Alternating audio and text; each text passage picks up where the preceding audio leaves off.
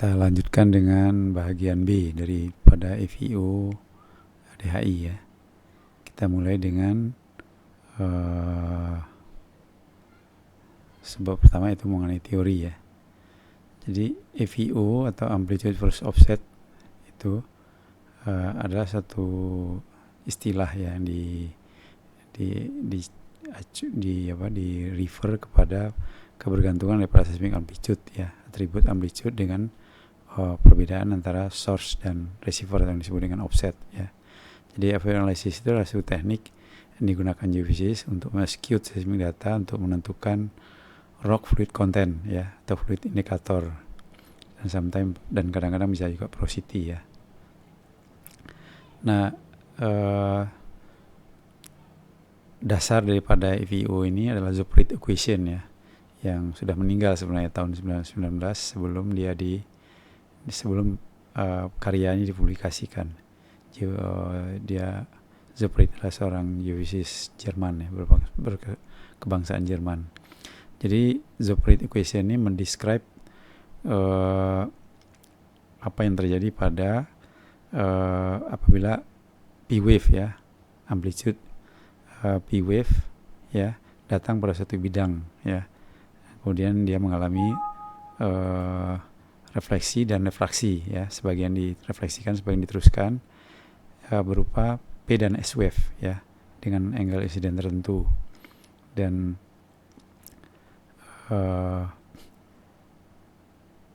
amplitude versus offset ini ya, analisa amplitude versus offset ini itu suatu teknik yang berguna ya dalam mendeteksi petroleum reservoir ya.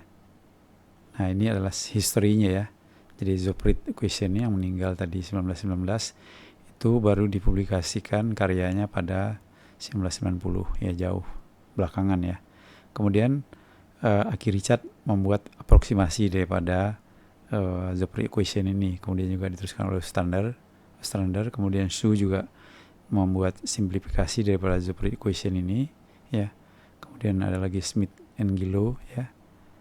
Gillow mensimplify Zoephrid equation berdasarkan Aki Richard ini. Kemudian Rutherford ya dan William memperkenalkan ya 3 kelas FEO ya, FEO Gessen ya. Kemudian Fatih et al. Juga rearrange Aki Richard approximation.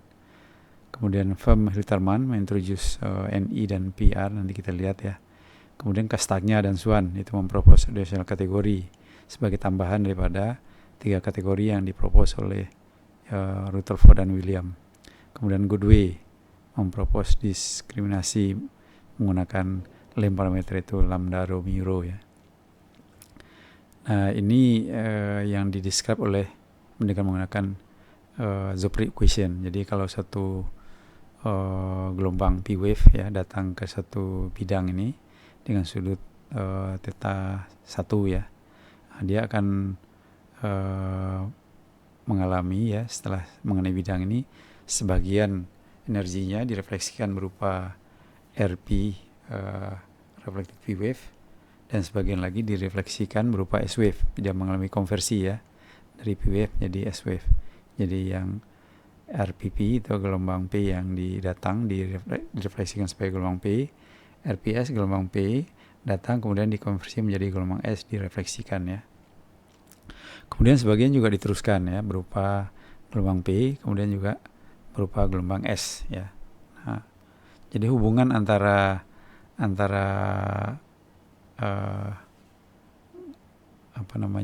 energi yang datang ini dengan yang energi yang dipantulkan dan diteruskan ini didescribe oleh Zoephrid sebagai ini pada persamaan ini ya. Ini adalah reflection coefficient ya, reflected energy atau reflected energy ya, atau reflected amplitude pada dari gelombang P ya. Ini adalah reflected amplitude dari gelombang S ya. Kemudian adalah ini gelombang P yang diteruskan, ini gelombang ya atau yang ditransmisikan, ini gelombang S yang ditransmisikan. Ini adalah matriknya ya. Jadi sebagai fungsi daripada sudut datang, ini sudut yang ditransmisikan ya, sudut pantulnya ya. Kemudian Nah, persamaan ini itu eksak ya. Jadi tapi tidak mudah untuk ini ya, tidak intuitif ya, tidak intuitif. Jadi banyak kemudian geofisika ini melakukan pendekatan supaya dia mudah untuk dihitung ya, supaya RP ini mudah untuk dihitung.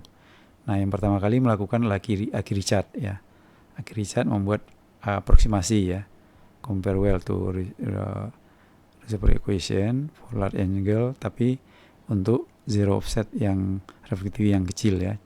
Jadi reflection coefficient dari gelombang P yang direfleksikan berupa gelombang P ya, theta, jadi reflected P wave ya, direfleksi sebagai fungsi dari theta ini merupakan average ya, dibilang average daripada incident dan transmit angle ya, dibikin penyederhanaan sama dengan ini setengah daripada ini density ya, perbedaan density atas dan bawah ya, lower and upper media dikali dengan ini.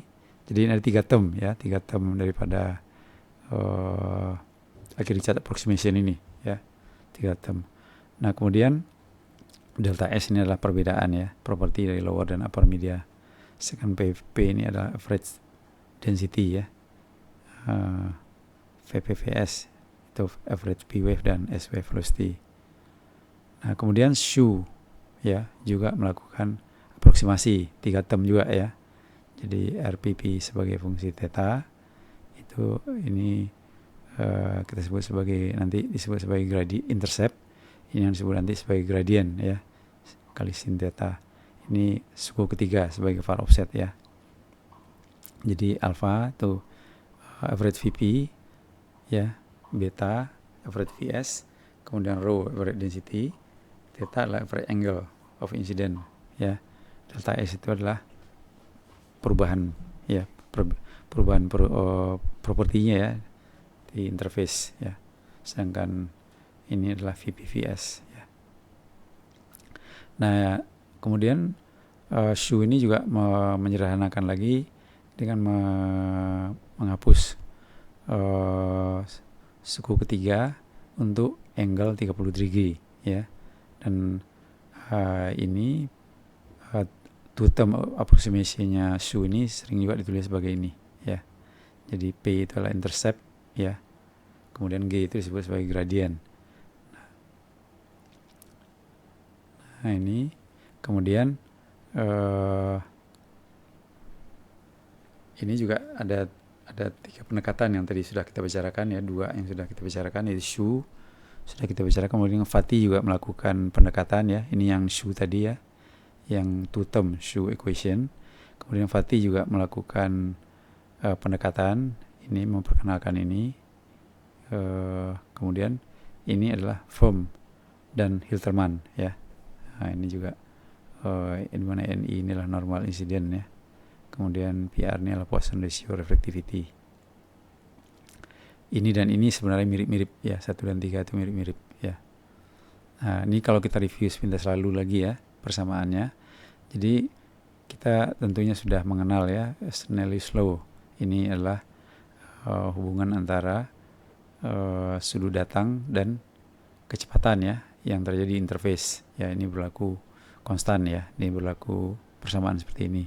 Nah, Zoepfried kemudian menganalisa hubungan antara ini ya, energi yang dipantulkan ya, energi P, S, kemudian yang diteruskan P dan S ya, ini persamaan atau matrik daripada Zoepfried equation ya. Kemudian disederhanakan oleh Richard ya, 3 term ya. Kemudian Shu juga melakukan aproksimasi 3 term ya. Kemudian Shu yang 2 term untuk sudut 30 degree ya. Ini pendekatannya. Nah, kemudian Schmidt-Kilo itu juga membuat pendekatan seperti ini. Kemudian Firm-Hilterman juga membuat pendekatan seperti ini yang kemudian menjadi ini ya. Kemudian menjadi ini. Nah, ini kalau kita lihat ya, ini kursi dari oil field review ya. Nah, jadi kalau kita lihat ya, kalau kita plot ke Zoepfried, antara Zoepfried, Aki-Richard, Shu term, Gilo dan Conley.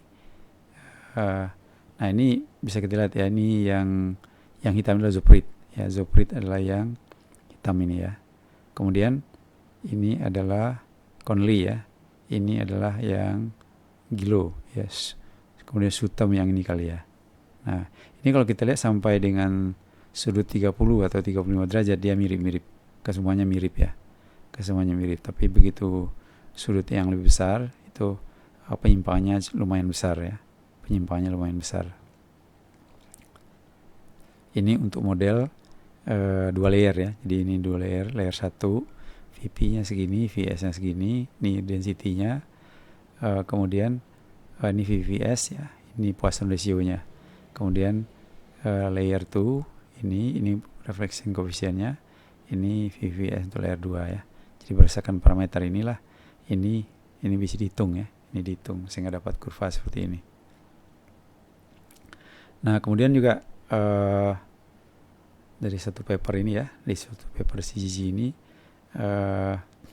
dia menjelaskan mengenai apa perbedaan antara FW inversion dengan elastic impedance inversion yang sudah kita bicarakan pada bab inversi ya. Jadi ini yang diperkenalkan oleh ini apa yang disebut dengan inversi itu bisa dilakukan melalui atribut EVO, bisa juga dilakukan melalui elastic impedance ya.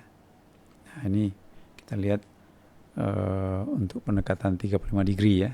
Nah, jadi ini yang dilakukan oleh dari Firm dan Hilterman ya. Firm dan Hilterman. Nah, ini. Jadi A sama dengan normal incidence sama dengan RP ya. Jadi B sama dengan ini, RS sama dengan ini. Nah, jadi NI dan PR itu adalah normal incidence dan Poisson ratio relativity ya. Nah, jadi ini bisa dilakukan inversi ya berdasarkan ini yang dilakukan. Jadi dari intercept ya, intercept P wave RP sama dengan A itu dilakukan inversi dapatkan ZP ya. Nah, dari gradien B ini ya, ini dari FEO analysis gradien B itu nanti bisa dilakukan RS ya, didapatkan RS terus A min B dibagi dengan 2, ini intercept gradien ya. Nanti dari sini didapatkan RS, dari RS nanti dapat inversi menjadi ZS ya. Dari ZS ini nanti bisa didapatkan mu dan lambda rho ya. Kemudian Poisson ratio ya. Nah, ini Conley yang sudah kita bicarakan dalam bab inversion ya. Dalam bab seismic inversion.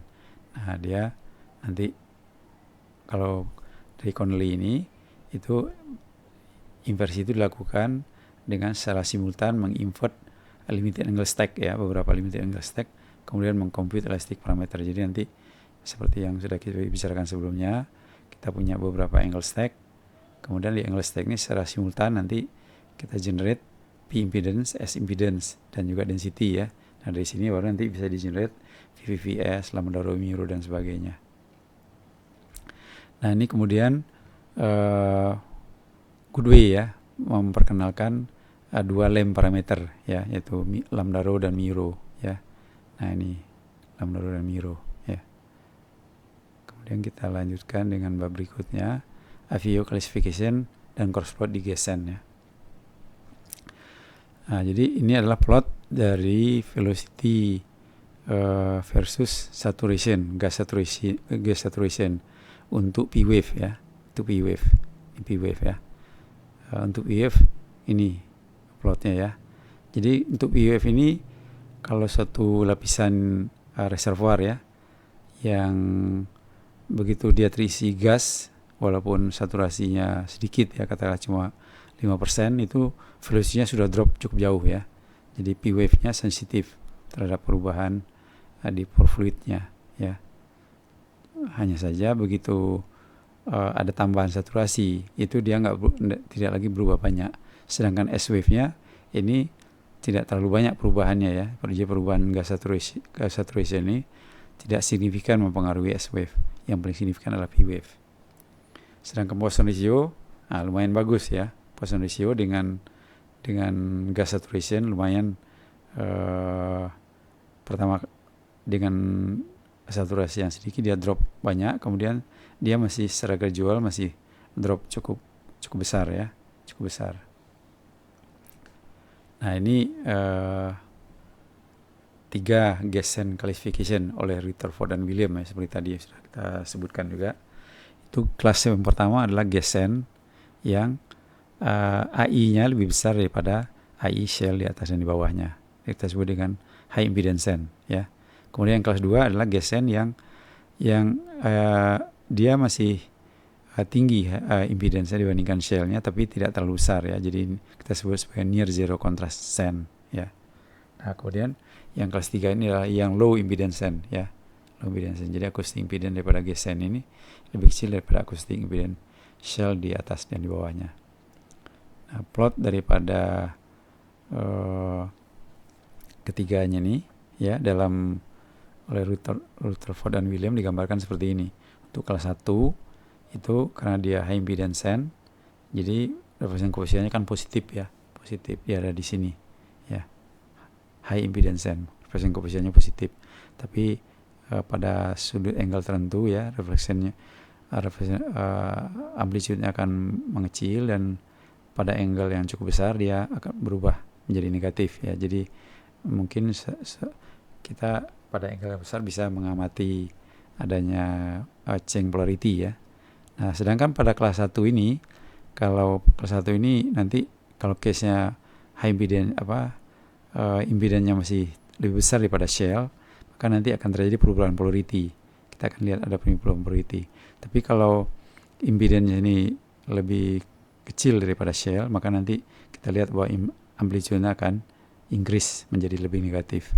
Sedangkan yang kelas 3 itu ini adalah low impedance SEN, amplitude-nya makin negatif dengan angle ya, dengan angle seperti ini. Ini amplitude-nya decrease dengan linear ke far ya. Ini amplitude-nya bisa terjadi perubahan polarity ya. Nah, ini amplitude-nya bertambah ya, negatif bertambah besar ya. Ini positif jadi negatif, ini positif menjadi lebih kecil positif ya. Nah, ini ditunjukkan dalam model ya, kelas 1. Kalau kelas 1 tadi ya, itu top SEN-nya ya, ini base-nya. Jadi pada top SEN-nya itu bisa terjadi perubahan polarity ya. Ini juga demikian, terjadi perubahan polarity ya. Kemudian kelas 2. Kelas 2 ini mungkin ini yang dimodelkan yang dia low impedance SEN ya. Jadi dia makin besar amplitude-nya ya, trough makin besar, base-nya juga demikian ya.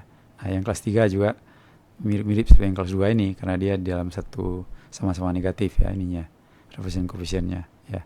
Jadi pada kelas 3 ini reference koefisiennya negatif, bertambah besar ya negatifnya dengan offset, dengan angle ya. Jadi biasanya kelas 1 SEN ini adalah yang deep ya, deep. Sedangkan kelas 2 SEN ini adalah yang medium depth ya. Sedangkan kelas 3 ini yang shallow ya, shallow. Nah, jadi karakteristik daripada FEO kelas 1 kelas 4 SEN ini didefine oleh Rutherford dan William, kemudian juga Kastagna dan Hilterman ya, sebagai berikut ya. Nah, FEO kelas 3 Gesen ya, itu adalah biasanya dia merupakan unconsolidated SEN, porosity-nya cukup besar ya, 25 derajat, lebih besar dari 25 derajat, dan biasanya umurnya tertiary ya. Nah, gross interval velocity-nya itu biasanya lebih kecil dari 8.500 feet per second ya. Kemudian gas dan oil zone-nya terberes spot ya, on the stack section, biasanya dia berupa beres spot ya. Dan juga pada semua offsetnya ya, pada semua offsetnya ya. Kemudian FEO represent amplitude respect to background increase slightly with increasing offset ya. Jadi dia increase ya dengan offset ya, seperti yang tadi kita sudah lihat, dengan angle ya, dengan bertambahnya angle atau offset, amplitude-nya bertambah besar ya. Nah, kemudian ada kelas 4 yang tadi ditambahkan ya, itu adalah sama karakteristiknya seperti kelas 3, itu adalah SEN yang represent yang low impedance SEN ya. Tapi di sini shear wave-nya itu ya shear wave-nya itu lebih besar daripada shell di atasnya ya. Nah biasanya ini disebabkan karena hard shell ya, di karbonat.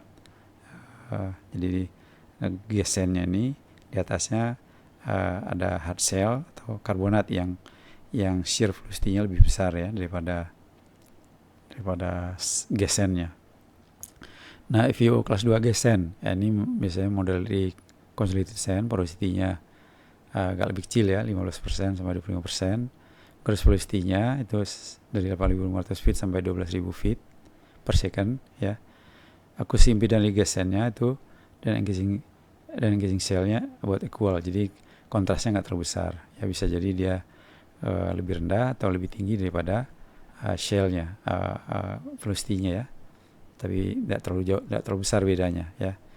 Jadi FeO itu yang negatif dengan increasing offset ya, pada distance or angle ya. Jadi kita sudah lihat tadi bahwa FeO strongly more negative with increasing offset distance angle. Jadi tadi kelihatan ada reverse polarity ya. Kemudian kelas 1 ya, ini kelas 2, sekarang kelas 1. Ini very unconsolidated sand, porosity less 5%, biasanya di kedalaman cukup dalam ya. Jadi dia sudah kompak sandnya ya. Nah, jadi porosity-nya juga sudah lebih kecil, velocity-nya juga lebih tinggi ya, dari 12.000. Kemudian di static seismic data, positive amplitude pada wet sand decrease to smaller positive amplitude for gas sand ya, dim spot. Apa yang terjadi adalah dim spot ya pada stack ya. Jadi FeO less positif ya, jadi increasing offset angle, dan bisa terlihat sebagai phase change ya untuk pada far offset seperti yang tadi kita sudah lihat. Nah ini yang dim spot tadi ya, jadi top and gas sand ya, change polarity ya. Nah ini dia yang high impedance atau high velocity sand ya. Ini velocity-nya baik Vs maupun Vp-nya besar ya. Jadi kita lihat ini polarity-nya berubah ya. Polarity-nya tadi negatif, ini menjadi positif ya. Ini positif jadi negatif ya. Di bawahnya juga demikian, jadi negatif menjadi positif ya. Nah ini Shu equation ya. Pada Shu equation nanti kita jadi R theta sama dengan A intercept tambah dengan B gradient kali sin kuadrat theta ya. Approximation dari, nah ini jadi equation ini bisa dinyatakan dalam plot seperti ini. Ini FeO gradient, ini FeO intercept ya. Nah ini berdasarkan ini kita bisa melakukan analisa dari seismic data nanti ya. Kita lihat ini FeO gradient, ini kita sebut sebagai background trend ya. Jadi nanti ada 4 kuadran ya, kuadran 1, kuadran 2, kuadran 3, kuadran 4 ya. Jadi kelas 4 itu ada di kuadran 4 ya. Kelas 4 itu ada di kuadran 4, kelas 3 di kuadran 3, kelas 2 ini ada di sini, bisa di kuadran 1 dan kuadran 3 ya. Kelas 1. Kelas 2 ya, bisa di kuadran 4 dan kuadran 3. Ini background trendnya. Nah ini untuk yang kelas 4 ya, kan reflection coefficient-nya besar ya, karena dia negatif reflection coefficient-nya ya. Ini kan negatif ya, reflection coefficient-nya negatif, intercept-nya ya. Nah kelas 4 ini negatif. Kemudian kelas 3 itu juga ini ya, Q2, ini Q2 small ya, RC. Q2 small RC ini yang negatif, ini yang positif ya. Kelas 2 ada di sini ya. Di kuadran 2 dan kuadran 4 ya. Untuk yang ini. Yang kelas 2. Kemudian kelas 1 dia di kuadran 4 ya. Nah, ini dia large RC ya. Nah, ini untuk kelas 1 ya, relative impedance-nya higher than overlying shell. Ini kelas 1 ya. Nah, ini kan batuan yang cukup tua ya, dia di dalam kedalaman yang cukup dalam biasanya ya. Dia dari kuadran 4, intercept-nya positif ya, sedangkan B-nya negatif ya, decrease. Jadi amplitude decrease dengan offset ya. Nah, kalau kelas 2 yang hampir sama ya, seperti tadi kita lihat, same as overlying unit. Dia ada bisa di kuadran 2, kuadran 3 atau kuadran 4 ya. Jadi A-nya bisa positif, bisa negatif, B-nya negatif. Dia bisa increase, bisa decrease ya, atau change sign ya. Jadi probability-nya bisa berubah dengan bertambahnya angle atau offset. Sedangkan yang nomor 3 ya, ini lower than overlaying unit ya. Jadi dia ini yang velocity-nya lebih rendah daripada shell di atas dan di bawahnya. Ini kelas 3. Jadi A-nya negatif, representation coefficient-nya ya. Kemudian B-nya juga increase ya, negatif juga increase. Sedangkan yang kelas 4 ini dia ada di kuadran 2, ini juga negatif ya. Kemudian dia decrease ya. Amplitudonya negatif, tapi nanti negatifnya berkurang dengan bertambahnya angle ya. Nah ini yang kelas 4 tadi ya. Jadi dia decrease dengan offset ya, dengan angle ya. Ini yang high impedance kelas 1, ini yang kelas 2 2P, kelas 2 yang negatif ya. Ini zero contrast sense ya. Ini kelas 2, ini kelas 3. Kelas 3 ini kelas 4 ya. Ini sungguhnya offset atau degree. Nah ini juga sama ya plotnya ya. Kelas 1 consolidated sense with interval velocity sekian ya, tinggi. Yang 2 sekian. Yang 3 unconsolidated sense ya, tertiary in age, lebih kecil dari 8.500 feet, biasanya velocity-nya rendah ya. Kelas 4 dia seperti kelas 3 ya, cuma shell di atas di bawahnya itu punya shear wave velocity yang lebih tinggi ya, lebih tinggi. Nah kemudian kita lihat atribut-atribut yang digunakan ya. Kita review atribut yang tadi sudah kita sebutkan tadi. Kita review, kemudian kita lihat case example-nya ya. Nah, ini display yang digunakan untuk menganalisa anomali ya, daripada adanya gesen itu ya, view anomali itu biasanya yang kita gunakan adalah partial offset stack atau partial angle ya, partial offset stack atau partial angle. View attribute stack yang tadi sudah kita banyak bicarakan, intercept, NE ya, P wave stack ya, gradient stack, S wave stack, Poisson ratio dan lain-lain ya.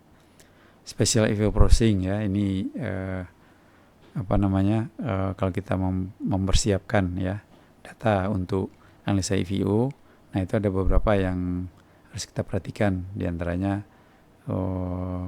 kita mungkin perlu membuat super CDP gather ya, kalau memang katakanlah fault daripada data kita itu nggak begitu tinggi ya, atau offset distribusinya nggak begitu bagus. Jadi kita bisa membuat super CDP gather ya.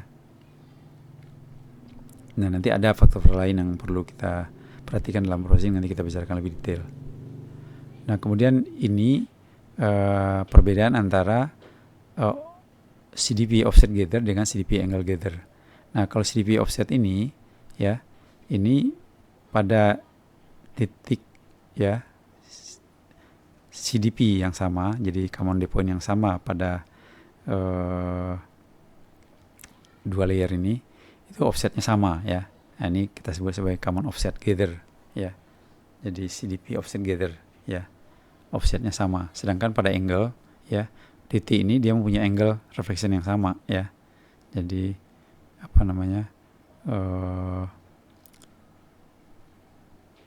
ini angle 1, ini angle 2 ya. Jadi angle-nya yang ini yang sama ya. Ini CDP angle gather ya. Nanti kita lihat lebih detail. Jadi kalau kita misalnya punya conventional stack ya, ini courtesy dari Western Geophysical. Kalau kita punya conventional angle stack, jadi misalnya kita create partial stack-nya ya. Nah, kita katakanlah ini punya yang ini adalah 115 degree angle stack, ini adalah 10 sampai 25 angle stack, ini 15 sampai 35 angle stack misalnya ya. Nah, kalau kita ambil zigzag begini ya, lainnya misalnya ya, kita punya time CMP, kemudian punya angle ke sana ya, kita punya 3 angle stack. Nah, nanti plotnya akan seperti ini ya, roll long angle stack. Tapi yang biasa kita gunakan seperti ini ya. Nah, ini adalah plot yang tadi ya, yang dari shoe tadi ya, two term shoe tadi ya. Jadi R theta sama dengan P ditambah dengan G sin kuadrat theta. Jadi P itu adalah ini. Jadi kalau kita plot amplitude daripada suatu CDP gather itu ya pada event tertentu ya, tentunya pada reflection tertentu, kita plot sinus kuadrat theta-nya terhadap amplitude ya, terhadap amplitude, maka nanti kita akan dapatkan seperti ini. Nah, kalau kita bikin suatu linear ya, dikati dengan suatu fungsi linear, maka proyeksi daripada tren ini ke sumbu R theta ini kita sebut sebagai P ya, intercept, kita sebut sebagai intercept ya. Nah, ini slope-nya kita sebut sebagai gradient ya, gradient. Nah, jadi ini satu case example ya. Jadi kita punya suatu case ya, ini menunjukkan adanya suatu bright spot ya, bright spot.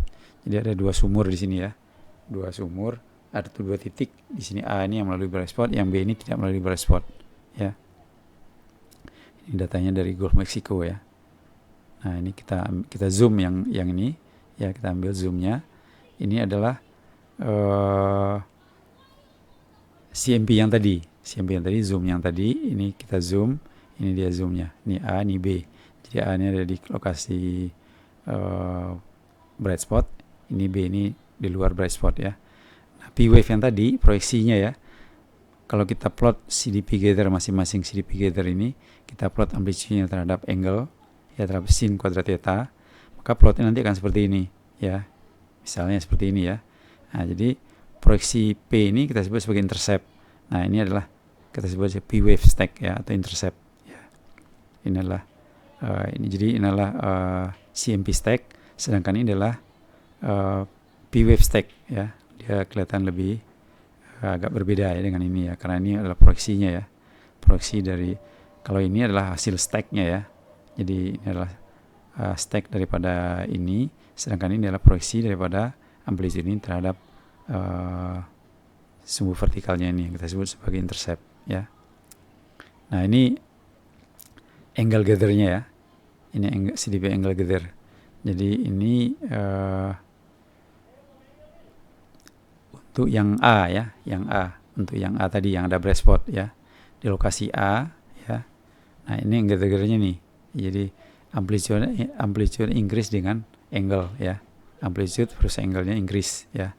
Sedangkan di sini ya, untuk window yang ini ya, di sini window ini, nah ini nggak terlihat adanya fenomena amplitude versus angle yang increase ya. Jadi katakanlah VO-nya dikatakan negatif di sini ya, VO negatif.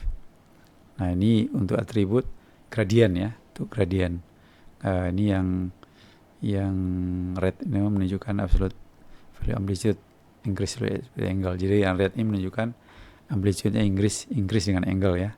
Jadi yang B ini kan gradient ya, gradient ini akan menunjukkan perubahan amplitude ya. Kalau yang merah ini menunjukkan amplitude-nya increase dengan angle ya. Nah, sedangkan di B ini kita nggak melihat adanya ini ya, nggak melihat adanya itu ya. Jadi kemudian ini S wave stack-nya ya, jadi ini juga strong juga ya. Jadi kita lihat di sini bahwa pada lokasi A ini ya, di P wave-nya, P wave stack-nya, kemudian di CDP gather-nya, di CDP angle gather-nya maupun di gradiennya, itu kita lihat dia lebih strong ya dibandingkan dengan B ya. Kemudian ini juga atribut yang lainnya, Poisson ratio ya, Poisson ratio juga kita lihat beda ya. A itu menunjukkan Poisson ratio yang beda dengan yang B ya. Kemudian yang ini adalah produk ya, jadi bisa juga supaya EVO anomalinya bisa lebih kelihatan, kadang-kadang kita kalikan ya, P dikalikan dengan J, jadi intercept dikalikan dengan gradient. Itu juga bisa memperjelas ya, bisa memperjelas anomalinya ya. Jadi ini kalau kita bandingkan dengan yang ini tadi, kayaknya lebih kontinu yang ini ya, lebih jelas yang ini. Ini kan masih banyak merah-merahnya yang kelihatannya noisy ya. Nah, ini lebih jelas ya kelihatan. Jadi ada kalanya ini kita kalikan ya interceptnya atribut-atribut ini ada kalanya kita kalikan supaya lebih jelas kita melihat anomalinya. Nah, ini tadi sudah kita lihat ya cross plotnya. Nah, cuma ini juga bisa kita lakukan pada data ada satu software ya, processing. Jadi ini dulu menggunakan Promek ya. Ini bisa kita generate ya dari CDP Gather itu apa yang dinamakan dengan intercept section ya dan gradient section. Nah, dari intercept section dan gradient section ini nanti bisa kita analisa ya. Kita analisa, kita bikin poligon gitu ya. Kita analisa amplitude-nya. Nah, dapatnya seperti ini. Kalau ini kelihatannya tidak terlalu nggak kelihatan satu anomali ya. Ini background aja kelihatannya semua ya. Nah, ini yang ada, ini yang bagus ininya ya. Jadi intercept, ini gradient. Jadi kelihatan di sini ada anomalinya ya. Ini kelihatan ada anomalinya, ada menunjukkan gas ya. Ini menunjukkan adanya gas ya. Ini juga demikian ya. Ini dari sini kalau nggak salah ya. TWLB dari sen ini itu menunjukkan adanya anomali. Jadi positif ini adalah gas ya. EVO interposition. Ini sudah sudah ada sumur juga untuk membuktikan atau bukti bahwa di sini adalah gas. Ini juga kemungkinan besar juga ada gas ya, karena sama kenampakannya dengan ini. Nah, ini sebagai summary ya, Jadi untuk melakukan analisa EVO ini kita perlu data ya, yang datanya bila perlu kita proses sedemikian rupa ya, sehingga kita bisa menggunakan ya, appropriate untuk digunakan analisa EVO ya. Jadi kita perlu persiapkan ini near angle stack, mid, far ya, dan mungkin ultra far ya. Kemudian EVO attribute, incident intercept, kemudian dengan gradient ya. Kemudian kita juga perlu melakukan semi modeling, nanti kita lihat berikutnya.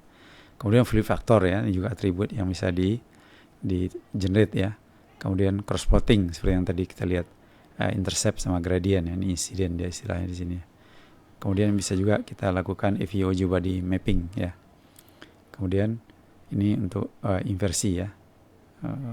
Ini ada satu software, nanti kita bicarakan mengenai untuk risking, ada satu software yang dikembangkan untuk menganalisa tingkat risk daripada DHI ini ya. Nah, ini contoh daripada atribut ya daripada EVO ini, intercept, ini gradient ya. Kemudian ini P impedance, ini VVS ya, sebagai perbandingan ya.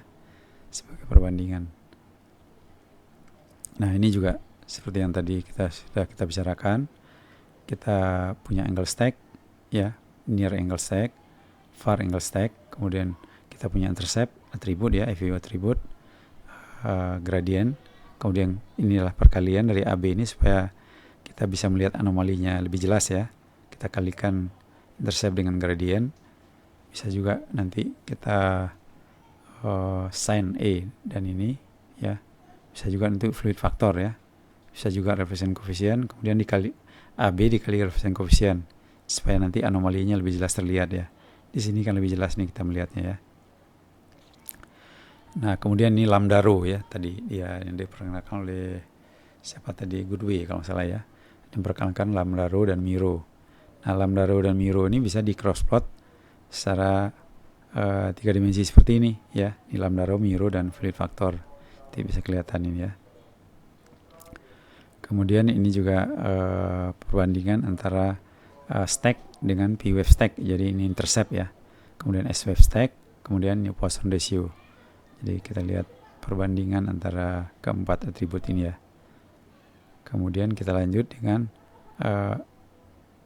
EVO modeling ya. Jadi fluid replacement modeling dan juga sedikit mengenai processingnya ya.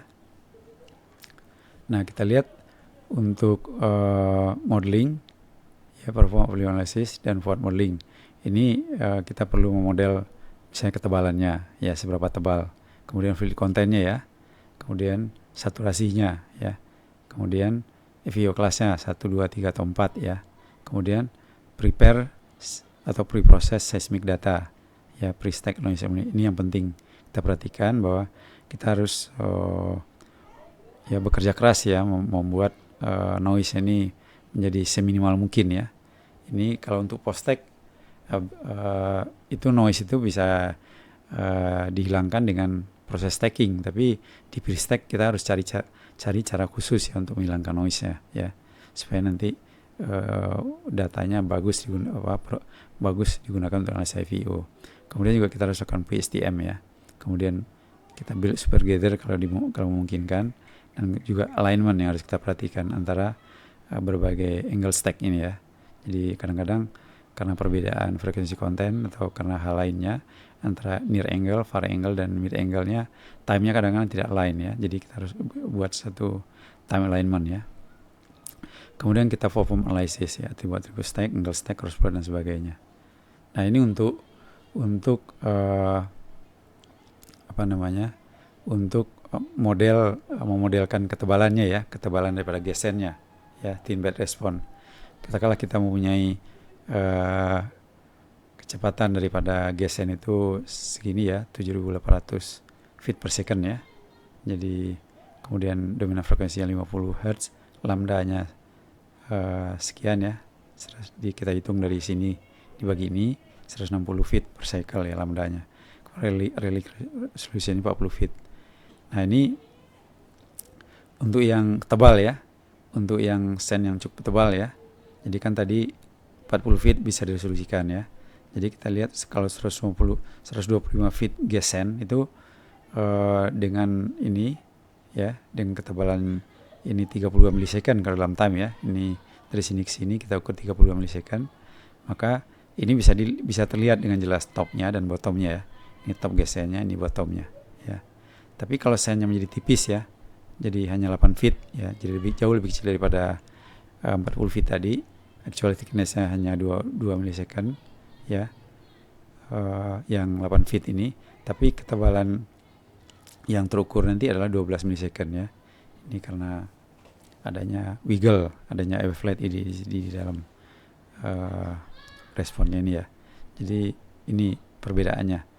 Jadi antara 25 feet, 125 feet dengan 8 feet, itu beda responnya ya. Kemudian elastic moduli ya, ini yang perlu kita ingat juga ya. Ini sebenarnya sudah sering kita sebut. VP, V-wave, P-wave velocity, VS itu S-wave velocity, rho density, E modulus Young ya, modulus Young. Mu itu shear modulus rigidity ya. Kemudian K bulk modulus ya. Kemudian rho Poisson ratio, rho S shear strain ya. Ini stress pressure, ini lem konstan ya. Ini yang ada mu rho dan lambda rho tadi. Nah ini kalau kita melakukan fluid substitution modeling ya, ini dasarnya adalah Grassmann equation. Jadi dari VP ini sama dengan persamaan ini, kita ingat ya, persamaan VP ini sama dengan akar daripada K compressibility ya, ditambah dengan 4/3 mu ya. Mu itu tadi apa? Mu itu adalah shear modulus ya, shear modulus atau rigidity ya. Jadi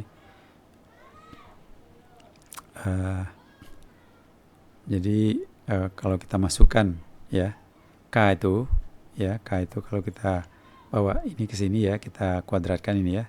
Ini kan rho VP kuadrat sama dengan K-nya kadrai ditambah dengan ini persamaannya, K itu persamaannya ini ya, tambah dengan 4/3 mu ya.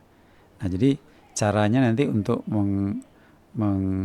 kalau kita menghitung fluid substitution ini, itu adalah kita gunakan formulanya ya, use formula to compute dulu shear mu-nya ya, dengan menggunakan ini ya. Kita harus punya VS kan ya, compute mu-nya ya, mu sama dengan rho kali VS kuadrat ya. Terus dari sini nanti kita calculate K-nya ya, K saturation sesuai dengan persamaan ini ya. Nah, jadi kita calculate dulu K sat-nya ya. Kan kita punya VP ya, punya density, punya mu ya, kita calculate ini ya. Nah, kemudian kita calculate K dry-nya ya, dari K sat-nya ya. K dry-nya diketahui. Ini K matriknya kan bisa diambil dari literatur ya. K Kfluid satunya juga bisa ambil literatur, kita ambil kasatnya. Nah kemudian recalculate ya, kita recalculate kasatnya di sini ya untuk new fluid Kfluid 2 ya, untuk fluid 2. Kemudian recalculate new bulk density ya, ρB-nya ya. Kemudian calculate new VP ya. Nah ini misalnya untuk yang brine ya, 100% brine, responnya seperti ini. Ini adalah untuk angle gathernya ya, angle gathernya, synthetic angle gathernya. Kemudian inilah untuk yang near angle atau near offsetnya ya, ini untuk yang far offsetnya ya. Jadi kita lihat di sini bahwa tidak terlihat adanya untuk yang brine ini nggak terlihat adanya increase dengan offset ya, tidak terlihat adanya increase. Ini kalau ini kita lihat dia decrease ya. Nah kemudian kalau ini responnya berubah ya. Jadi kalau kita ganti atau kita replace ya brine ini dengan gas, maka ini berubah. Jadi kita lihat bahwa dia increase dengan offset ya. Ini juga increase dengan offset. Nah di sini juga kita lihat ya. Jadi untuk yang kita punya sen ya, ini sennya, top front Fortiers sen ya, VPVS AI ya, ini AI-nya. Kemudian ini ρB, ini VPS ya. Nah jadi untuk case yang wet ya, ini case yang wet ini dia refreshing coefficient-nya ini ya. Refreshing coefficient-nya ini kita modelkan dalam amplitude versus angle ya. Nah, jadi amplitude-nya ini untuk top-nya dia decrease dengan angle ya. Nah tapi untuk oil dia decrease ya, tapi dia berubah polarity di sini ya. Terjadi perubahan polarity di sini ya.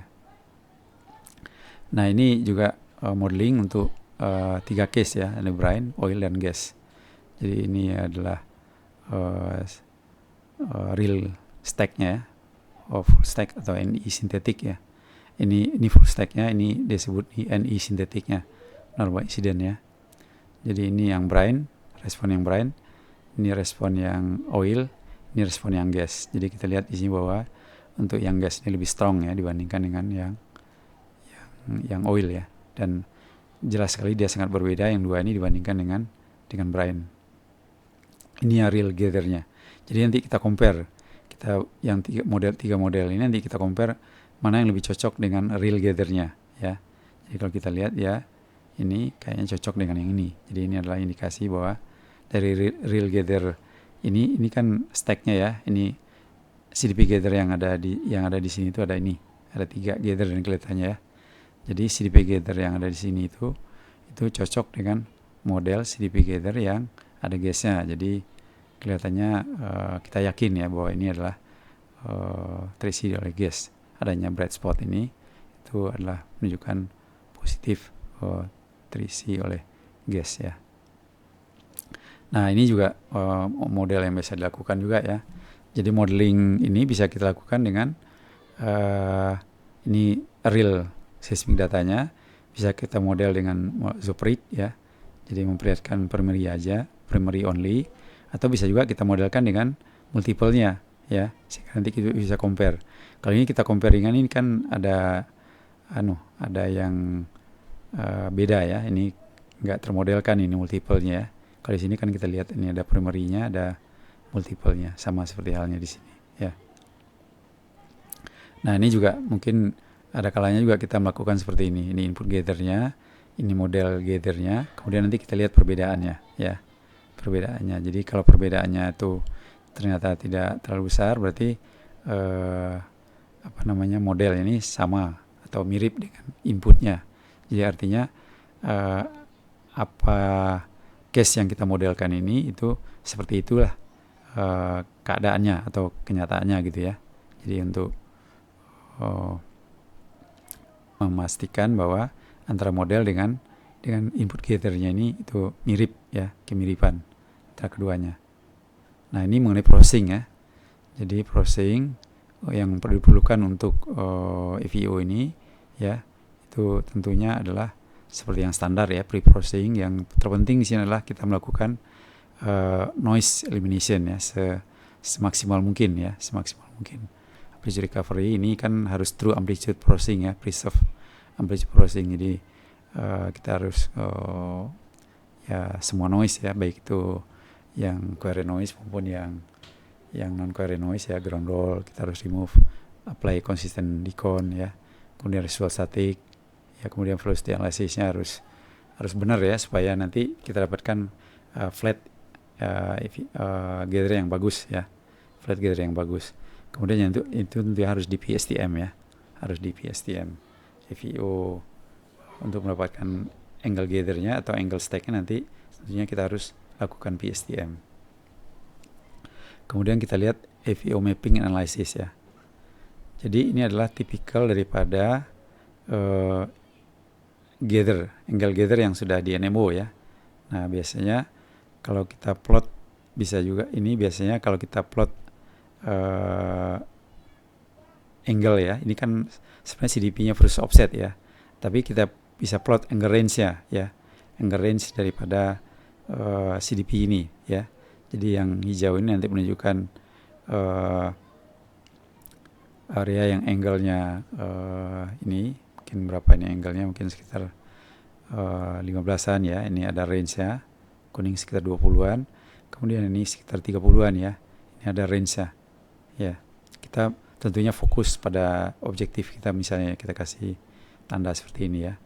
Nah ini yang sudah dikasih angle-nya ya, angle gather-nya, angle range-nya. Ini near angle-nya, ini yang katakanlah yang mid-nya, ini yang far-nya misalnya. Ini kita mute nanti yang ini, karena ini kan tidak terpakai ini ya. Jadi yang far angle-nya adalah ini yang mid angle-nya, ini yang near angle-nya ya.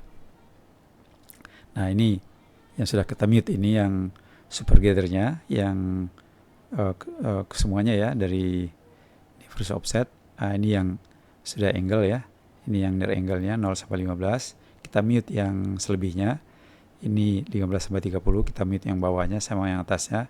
Ini yang 30 sampai 45 degree ya, kita mute yang sebelah sini dan sebelah sini ya. Itu nanti di stack ya. Nah, ini walaupun ini nggak berhubungan ya, antara data ini dan data ini nggak berhubungan, tapi nanti kita bisa lihat ini yang full stack-nya, ini yang near angle stack-nya, ini yang mid stack-nya, ini yang far angle stack-nya ya.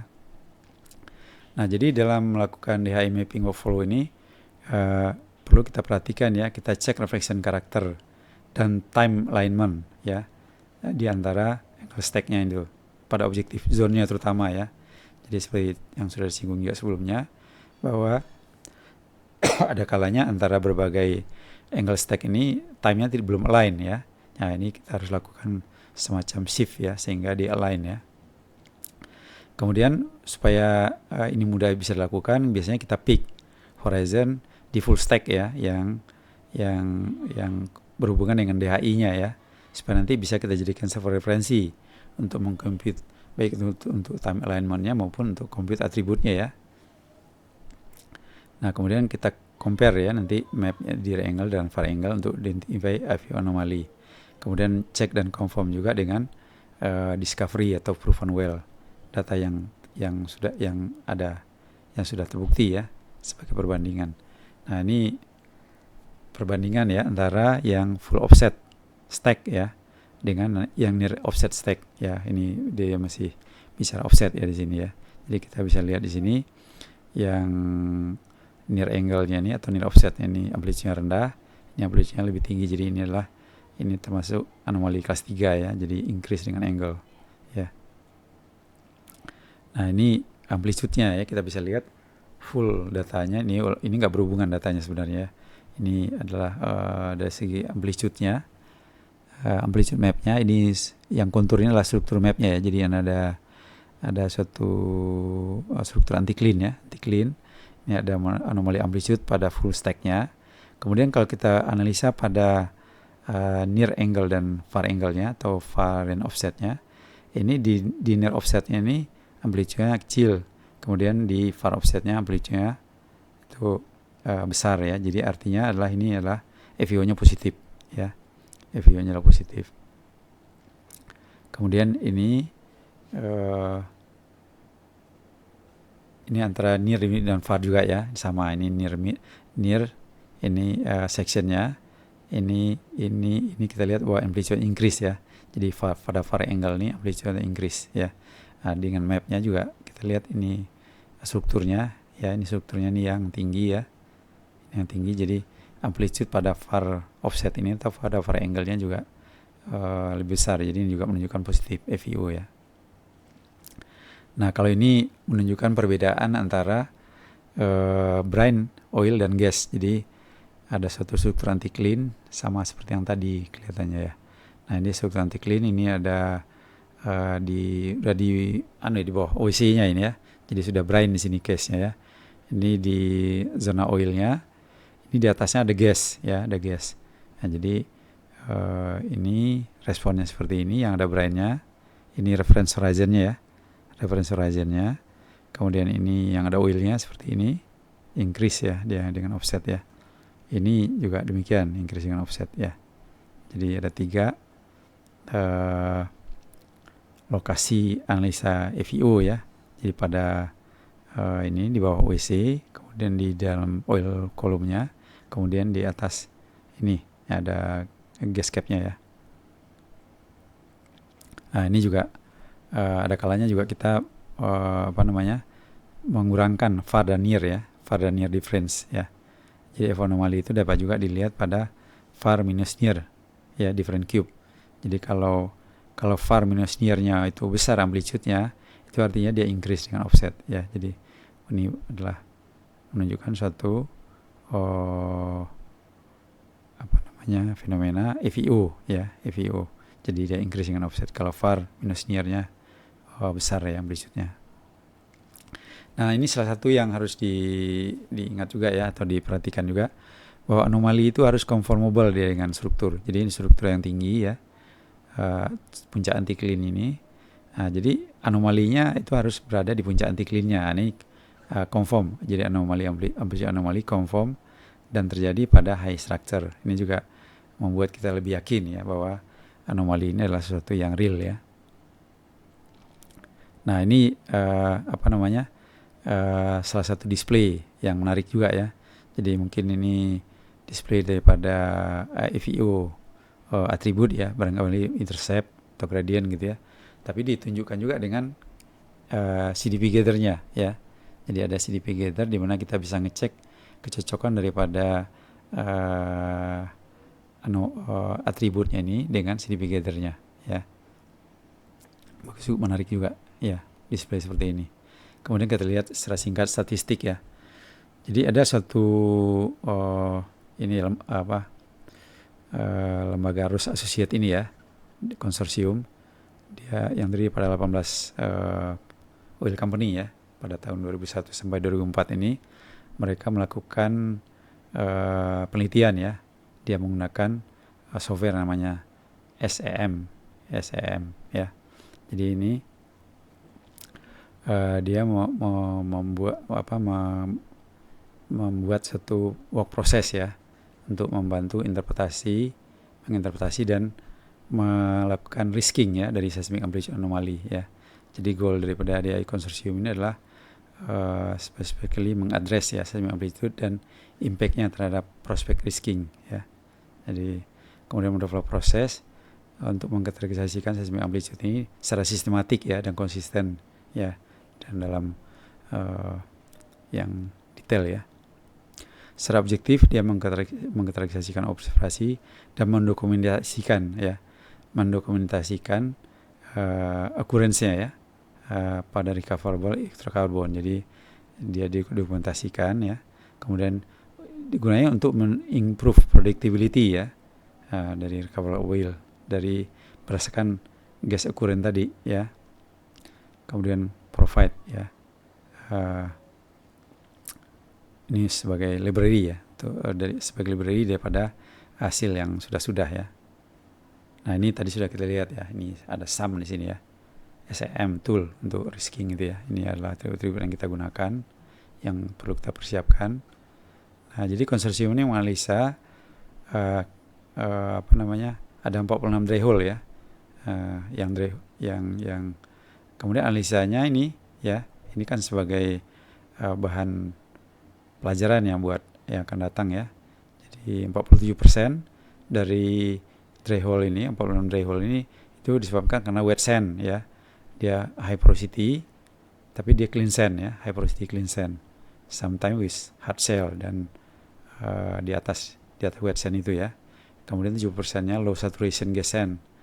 Nah, ini sealnya nih masalah ya. Jadi kenapa dia low? Karena sealnya nggak bagus ya. Kemudian 8% itu karena no reservoir.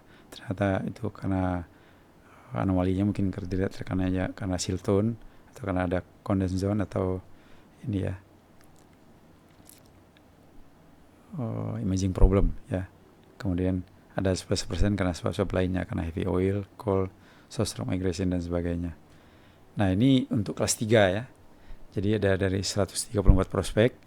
Untuk kelas 3 ini ya, jadi yang merah ini ya, prospek yang dianalisa dengan pre-stack.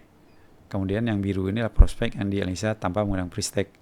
Nah, prospek yang dianalisa dengan menggunakan pre-stack ini itu 47% sukses ya. 47% sukses ya.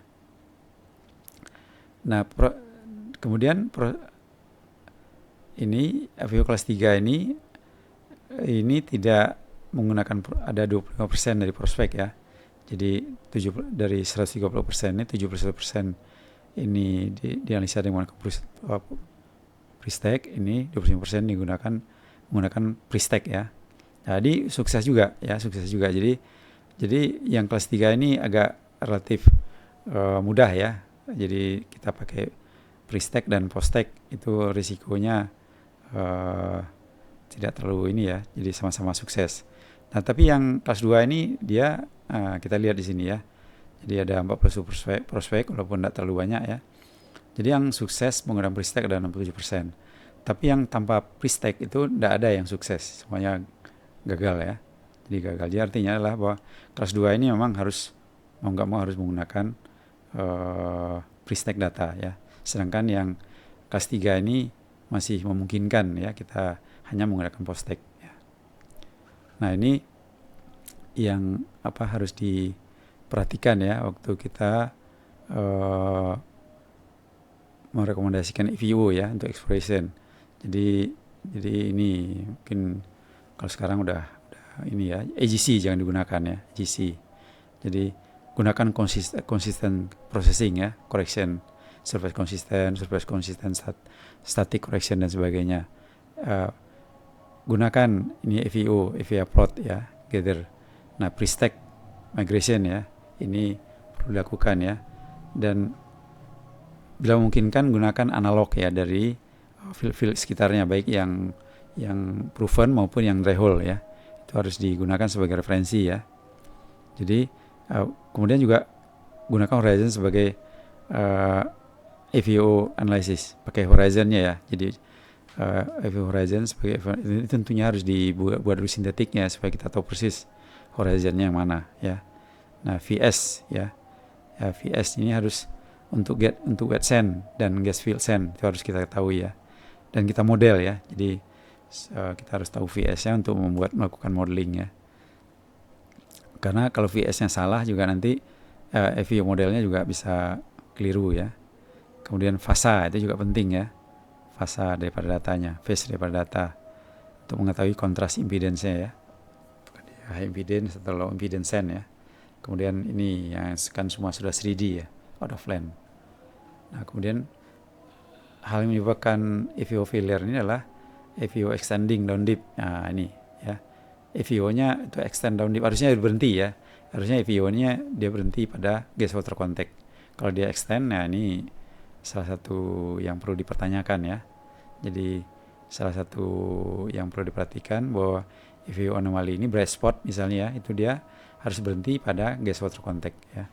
Jadi jangan sampai di extend. Kalau di extend berarti itu nggak meyakinkan ya. FEO anomali yang disebabkan oleh thick clean wet sand. Nah, ini juga bisa menjadi kegagalan ya. Kemudian FEO yang disebabkan karena tuning ya. Kemudian FEO yang disebabkan oleh phase uncertainty ya, fasanya. Kemudian anomali yang nggak diketahui penyebabnya ya. Oke, ini akhir dari part B, juga akhir daripada FEO ya. Kita stop.